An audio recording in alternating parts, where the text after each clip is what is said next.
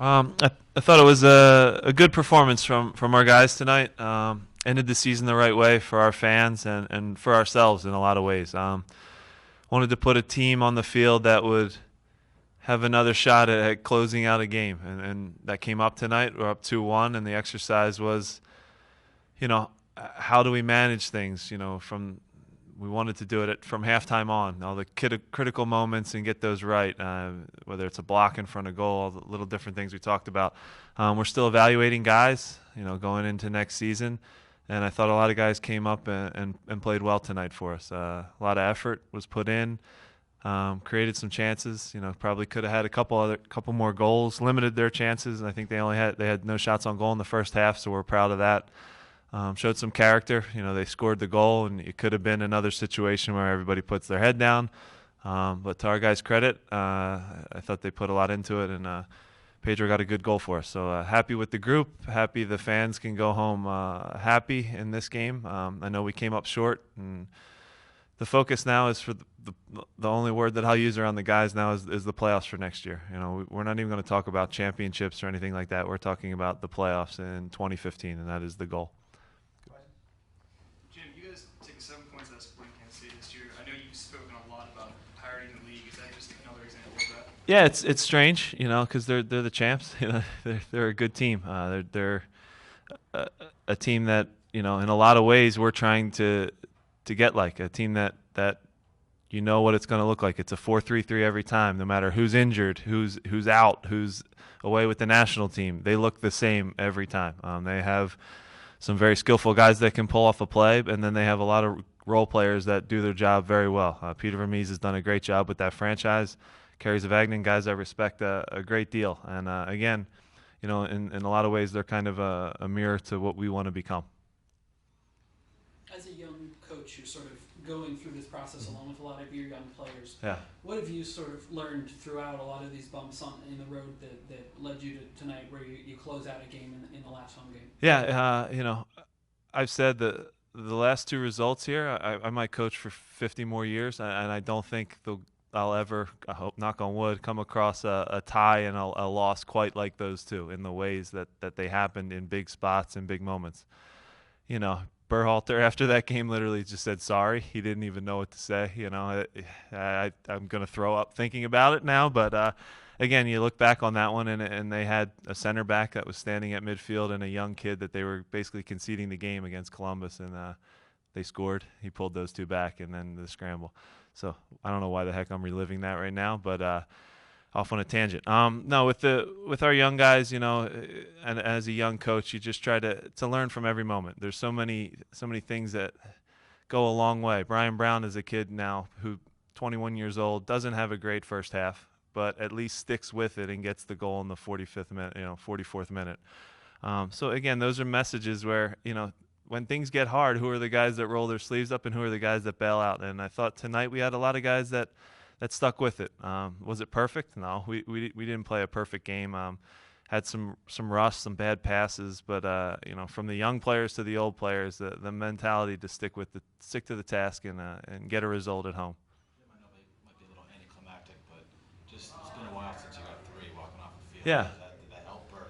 it helps. It's a relief a little bit. Winning is contagious. It's a feeling that you have, and I think looking back to the summer months when it was going good, you wanted games to come up. You wanted to play every Saturday, Wednesday, just because it felt good, and we were in a good roll. And then you now have a tough stretch with some draws, some bounces that don't go your way, the tough Open Cup, and then you long for those 3 points, and then you finally get them, and it's a bit of a relief. For all of our guys. They work so hard. It's not a lack of effort. It's just, sometimes closing out a game is still something we're learning. We're a young group, and something to build off of tonight for sure.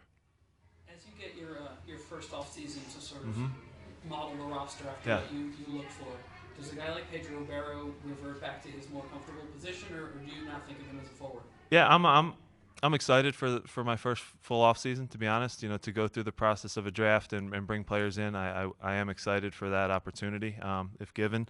And again, I think I can do it the right way. I know what works in this league. Pedro's a guy who has been playing, I would say, out of position. He's not a true forward. He's not a true number 9. I think he is better underneath, and he'd be a lot better because he can pass to have a guy, in the attacking spots that can run and stretch the field and get behind, and that gives him more space too by having a speed option up there. So that's something we'll look to.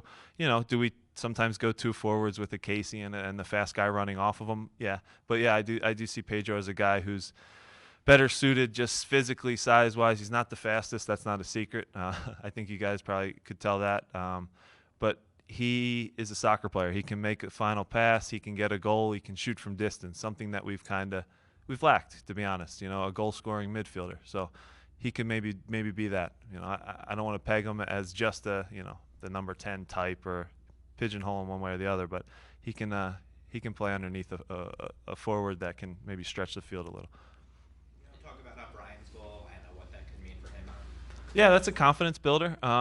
He scored twice against Kansas City. I joked with him and said, "You always score against KC." He's like, he was kind of confused, I think, just because he hasn't played a ton. But he's been good with his minutes that he gets, and that's an example of a guy who, we threw him out there with what's, one of our better lineups, and he's kind of the lone guy that it was new for him, and he came up.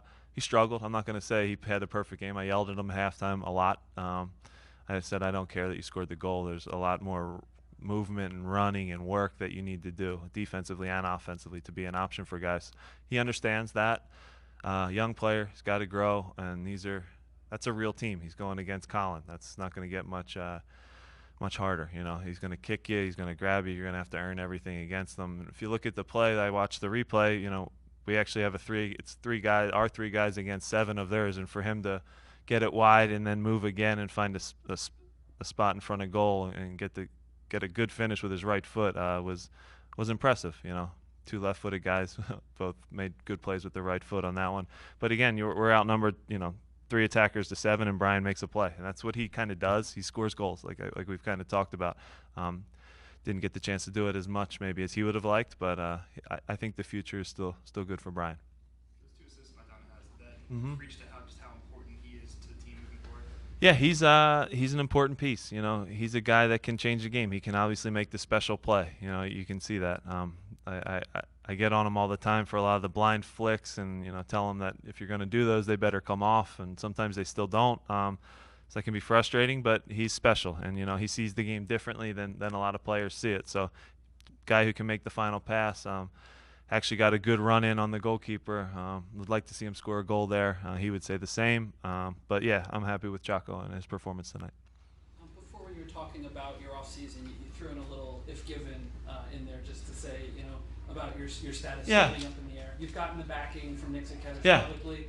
Is there any timeline on when that's? Yeah, Nick and I know, and I think everyone internally knows, and there hasn't been an announcement yet. So again, I'm just operating as interim coach, and I think there'll be some decisions that'll be made in the near weeks, and we'll piece it together. And like I said, I'm going to be a part of it one way or the other, and we'll see what happens. I'm eager to get going on the off season. Obviously, we have Columbus, and we'll take that one very serious as well. And another chance to judge guys and see who.